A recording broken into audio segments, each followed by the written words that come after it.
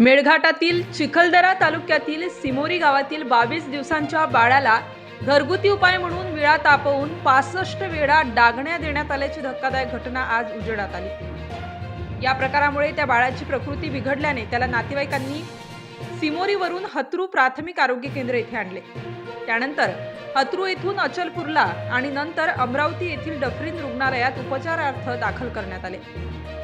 सिमोरी गावातील रहिवाशी बेबी उर्फ फुलवंती राजू धिकार यांना 22 दिवसांचे बाळ आहे। सदर बाळ हे आजारी पडल्याने नातेवाईकांनी त्या बाळाच्या पोटावर विळा गरम करून अक्षरशः 65 वेळा चटके दिलेत। काय झालं त्याला? तो बाळ कालच आपल्याकडे आला आहे। 21 दिवसांचा बाळ आहे तो। त्या बाळाला श्वास घ्यायला त्रास येत होता।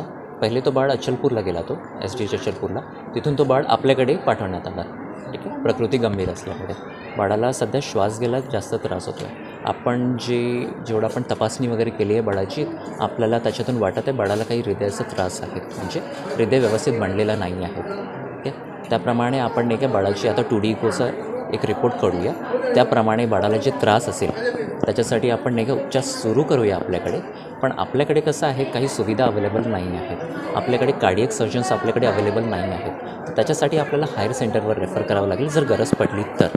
पण सध्या आपण पहिले 2D इको करूया, त्याच्यानंतर त्या रिपोर्टप्रमाणे आपण समोरचा उपचार करूया त्याला।